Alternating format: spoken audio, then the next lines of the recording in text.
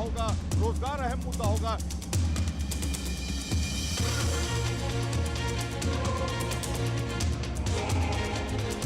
पूर्वांचल में विकास की गंगा बह रही है।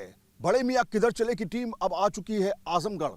आजमगढ़ वो जिला जहां पर 6 लाख से ज्यादा मुस्लिम वोट बैंक है, जिसे साधने के लिए तमाम पार्टियां जुगत करती रहती हैं। ये समाजवादी पार्टी का गढ़ जरूर माना जाता है, लेकिन अभी बीजेपी पर कब्जा है इस पूरी सीट पर। कहीं ना कहीं आने वाले समय में मुसलमान वोट बैंक बड़ी भूमिका निभाने वाले हैं। तो चलिए शुरुआत करते हैं बड़े मियां किधर चले। इस बार आजमगढ़ से आप देखना शुरू कर चुके हैं न्यूज नेशन पर एक्सक्लूसिव बड़े मियां किधर चले। उत्तर प्रदेश के पूर्वांचल की आजमगढ़ सीट सपा का गढ़ कही जाती थी, लेकिन जैसे ही 2022 में तत्कालीन सांसद अखिलेश यादव ने इस्तीफा दिया, उपचुनाव में बीजेपी के टिकट से दिनेश लाल यादव उर्फ निरहुआ ने ये सीट निकाली। 24 में फिर लड़ाई है। सपा प्रमुख ने अब की बार अपने चचेरे भाई धर्मेंद्र यादव को मैदान में उतारा है, तो बीजेपी ने दिनेश यादव यानी निरहुआ पर फिर से दांव आजमाया है। लेकिन क्या है जमीनी हकीकत, ये हमने जानने की कोशिश की। नाम क्या है सर? हसन नसीम। हसन भाई, ये बताइए कि इस बार आजमगढ़ की जनता जो है वो क्या सोच रही है, मुसलमान क्या सोच रहा है? 2024 का इलेक्शन है, वोट तो डालने जाएंगे? बिल्कुल डालेंगे वोट। तो क्या सोच रहे हैं? जैसे विकास पे इससे पहले वोट दिया गया था, इस बार उसी विकास के उपनाम पर वोट दिया जाएगा।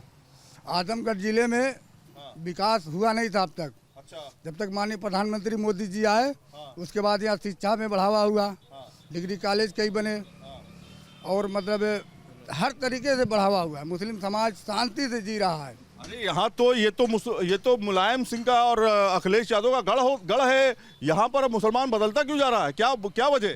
गढ़ कभी था, है नहीं। इस बार देखिए सांसद हमारा दिनेश लाल यादव है। कैसे गढ़ है? 2022 में जब उपचुनाव हुए, बिल्कुल। तो गढ़ खत्म हो गया। ये भी कहा जाता है कि उपचुनाव जब होते हैं तभी जीतता है, नॉर्मल चुनाव जब होते हैं तब नहीं जीतते हैं। वो तो अभी हमारी शुरुआत हुई थी, यही शुरुआत। उसके पहले कोई सांसद नहीं था भाजपा का, पहली बार सांसद हुआ है, फिर होने जा रहा है। अरे वाह, क्या बात कर रहे हैं आप! ये क्या कह रहे हैं भैया? सही कह आप भी वही सही कह रहे हैं।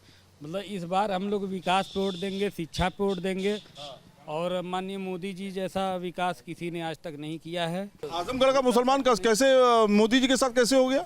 नहीं, मोदी जी के साथ बहुत लोग हैं, बहुत मुसलमान लोग हैं। ऐसा नहीं है कोई अब हिंदू मुसलमान पे राजनीति नहीं कर सकता है। हाँ, मुसलमान बहुत सारे लोग मोदी जी के साथ, योगी जी के साथ हैं। नाम क्या आपका? ब्रजेश चौरसिया। अच्छा, ये बताइए कि यहाँ पर मुस्लिम कम्युनिटी के बड़ी संख्या में लोग रहते हैं, आप लोग उनके साथ में रहते हैं, क्या लग रहा है यहाँ पे? इस पर जो मुस्लिम समाज है, जो बीजेपी की तरफ रुख इसलिए किया है, ये आजमगढ़ के भी गढ़ई हुआ करती थी समाजवादी पार्टी के समय में। गढ़ई में कमल खिला था। कमल खिलने के बाद यहाँ विश्वविद्यालय मिल गया, यहाँ रोड बन गया, मुबारकपुर नगर पालिका साफ सुथरी हो गई, जिले पे तमाम रोड बन गए, आवास योजना का लाभ सबको मिला। आवास का लाभ सबको मिल गया। आपका नाम क्या है? मेरा नाम राजू गौड़ है। अच्छा, ये बताइए आवास सबको मिला है या फिर हिंदुओं को सिर्फ मिला है या सिर्फ मुसलमानों को? ये कोई बात नहीं। ये मुस्लिम बहुल क्षेत्र एरिया में 80% मुस्लिम % को मिला है। यहाँ पर देखा जाए तो गंगा जमनी तहजीब में विकास हुआ है कि नहीं हुआ? बहुत हुआ है। और ये जो मुबारकपुर है, रेशमी नगरी, ये बहुत ही प्रसिद्ध नगरी है। और सबसे बड़ी बात है कि ये गंगा जमुना की तहजीब है आजमगढ़। यहाँ पे हिंदू मुसलमान का एकता है, एकता से रहते भी हैं। एकता से रहते हैं, बिल्कुल सही बात है। लेकिन कुछ और लोगों से बातचीत करते हैं। आप वहीं रहिए। नाम क्या है? निहाल अहमद। निहाल भाई, अस्सलाम वालेकुम। ठीक। अच्छा निहाल भाई, एक बात बता दीजिए, सही से बताइएगा एकदम, कि मुसलमान मुबारकपुर का किधर जा रहा है? क्या लग रहा है, क्या मुद्दे पर वोट करने जा रहा है? वोट तो बीजेपी को पड़ेगा अच्छा सा, क्योंकि भी हम लोग दे रहे थे पहले से भी, आज भी देंगे। क्योंकि आदमी देखिए काम देखता है, आदमी धर्म जात नहीं देखता है। काम जो भी करेगा दिया जाएगा। तो 10 की 10 सीटें जो है विधानसभा में जो है समाजवादी पार्टी की तरफ चली। इतना तो होता ही रहेगा ना, लेकिन आएगा, देखिएगा फिर अब की पारी। मन में कुछ और, दिमाग में कुछ और, दिल में कुछ और, ऐसा तो नहीं? ये नहीं, गलत बात। जाके देखिए कस्बे में बहुत लोग हैं बीजेपी के आदमी, ऐसी कैसी बात कर रहे हैं, बहुत आदमी हैं। डर नहीं लगता आपको कि NRC CCA को लेकर के कहीं ऐसा ना हो कि नागरिकता को लेकर सवाल हो जाए आपके? तो कहा मोदी जी जो चाहेंगे करेंगे, तो हम लोग क्या करेंगे? तो भी देंगे उन्हीं को। अगर वाह वाह, नागरिकता के ऊपर सवाल हो जाए फिर भी वोट देंगे उन्हीं को। ये एक नई बात सुनने को मिली है। विश्वास है कि मोदी जी ऐसा नहीं कहेंगे, बस ये तो लोग मतलब हम लोगों को भड़काने का काम करते हैं। मोदी जी ऐसा नेता नहीं। मुसलमान डर रहा है क्या इस बार? ना दूरी है ना खाई है, मोदी हमारा भाई है। यहाँ का मुसलमान बदल रहा है? बदल रहा है, पब्लिक भी बदल रही है। पब्लिक बदलेगी तभी देश बदले, पब्लिक बदल गई। अपनी चॉइस बदल दी है ये कहिए। नहीं, देश मजबूत हो रहा है, पब्लिक उसी के साथ जा रही है। आजमगढ़ में अनुसूचित जाति, ओबीसी और मुसलमान तीनों ही समुदाय 17 से 20% के आसपास हैं। राजनीति के लिहाज से यादव जाति के लोगों का प्रभुत्व यहाँ रहा है। यहाँ पर 14 बार यादव जाति के सांसद चुने गए। 2014 से 2022 तक इस सीट पर समाजवादी पार्टी का कब्जा रहा। मुलायम सिंह और अखिलेश यादव यहाँ से सांसद रहे, लेकिन इस बार बड़े मियाँ का रुझान क्या है, ये उन्हीं से पूछा। इस समय हम आ चुके हैं आजमगढ़ के तकिया पहाड़पुर के इलाके में। ये बड़ा बाजार है और अगर आजमगढ़ शहर की बात करें तो इसे एक व्यापारिक केंद्र के तौर पे देखा जाता है और मुस्लिम व्यापारी सबसे ज्यादा यहाँ पर पाए जाते हैं। इनके अपने अलग अलग मुद्दे हैं, लेकिन 2024 में लोकसभा चुनाव में बड़े मियाँ किधर जा रहे हैं इसको लेकर के हम तमाम मुस्लिम लोगों से बातचीत करने की कोशिश करेंगे, उनकी दुकानों पे जाएंगे और समझने की कोशिश करेंगे कि आखिर 2024 को लेकर के बड़े मियाँ के क्या मुद्दे हैं। क्या नाम है आपका? मेरा नाम नसीम अहमद। नसीम भाई, ये बताइए कि इस बार आजमगढ़ में लोकसभा सीट को लेकर के क्या सरगर्मियां हैं और बड़े मियाँ इस बार किधर जा रहे हैं? सरगर्मियां यही है जिसकी सत्ता रहेगी वही चुनाव जीतेगा जी। सत्ता तो अब बनेगी ना जी, तो आ रही भाजपा फिर आ रही है। विकास हुआ है कि नहीं, कोई विकास नहीं। अच्छा, विकास भी नहीं हुआ? कुछ नहीं, उधर नहीं रहा है तो कुछ हुआ नहीं तो वो भी नहीं मालूम होता। अच्छा, हाँ, सड़कें, नालियां, बेहतर इलेक्ट्रिसिटी ना, अंडरग्राउंड लाइन है। हाँ, कई 100 करोड़ रुपया देखिए सपा के शासन में। और क्या सामने सपा के शासन है? नहीं, सपा के शासन में ये देखिए सामने है, दिखाई दे रहा खंबे पे 100 कुछ करोड़ है। किसका पैसा? जनता का पैसा ना। काम नहीं हुआ। हाँ, और जी क्या उम्मीद है? उम्मीद है सरकार रहेगी भाजपा की तभी विकास होगा। नाम क्या आपका? मोहम्मद आज़ाद। आजाद भाई, क्या लग रहा है इस बार हम देख रहे हैं बाजार बहुत गर्म है, यहाँ पर लोग व्यापार करते हैं, क्या मुद्दे हैं इस बार मुसलमानों के आजमगढ़ में? देखिए, जो मुद्दे रहे हैं अब तक मुसलमानों के, तो उनका विकास होना चाहिए, उनसे कोई भेदभाव नहीं होना चाहिए। इस सरकार में ये पूरी तरीके से 101% सत्य हुई है कि इनके मुसलमानों से कोई भेदभाव नहीं हुआ और अब के मुसलमान पूरी तरीके से भाजपा को वोट करेगा। आजमगढ़ संसदीय सीट के तहत 5 विधानसभा गोपालपुर, सगड़ी, मुबारकपुर, आजमगढ़ और मेयरनगर आती हैं।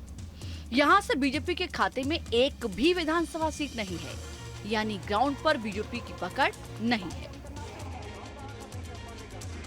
आजमगढ़ में लोकसभा चुनाव के इतिहास की बात करें तो यहाँ पर MY फैक्टर सबसे बड़ा फैक्टर माना जाता है, यानी मुस्लिम यादव फैक्टर, जिनकी सबसे ज्यादा यहाँ पर संख्या है, वोटर्स हैं।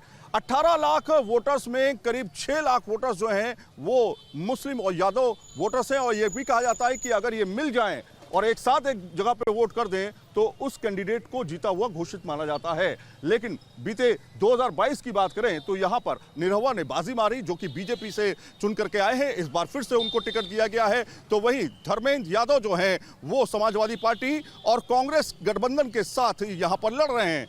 जाहिर तौर पर यह मुकाबला काफी कड़ा होने वाला है। मुसलमान किधर जाएगा, ये एक निर्णायक भूमिका में होगी। 2022 उपचुनाव की अगर बात की जाए तो बीजेपी के दिनेश लाल यादव यानी निरहुआ ने 3,12,768 वोट पाकर विजय पताका फहराई थी। वहीं 3,04,089 वोट पाकर सपा के धर्मेंद्र यादव दूसरे नंबर पर थे। बीजेपी की जीत का ये मार्जिन बेहद कम था, जबकि उपचुनाव में बीएसपी के गुड्डू जमाली को 2,66,210 वोट मिले थे। एक घर में हम मौजूद हैं और कुछ मुस्लिम इंटेलेक्चुअल से बातचीत करेंगे। सर, नाम क्या है आपका? मेरा नाम मोहम्मद सद्दाम है। सद्दाम भाई, ये बताइए कि अगर हम बात करें मुबारकपुर की, कितनी बड़ी संख्या है, जनसंख्या है यहाँ पर मुसलमानों की? यहाँ लगभग 1.25 लाख मुसलमानों की संख्या है। ये टोटल माइनॉरिटी डोमिनेटेड एरिया है ये नगर पालिका मुबारकपुर। और यहाँ पे जो बुनकर तबका है, अल्पसंख्यक बाहुल पसमानदा समाज के लोग हैं। ज़्यादा से ज़्यादा यहाँ पे गरीब मुस्लिम समाज के लोग हैं जो रोज़ कुआं खोदते, रोज़ पानी पीते हैं। अच्छा ये बताइए मुद्दे क्या है इस बार 2024 के इलेक्शन के? मुसलमान किधर जा रहा है, बड़े मियाँ किधर जा रहे हैं?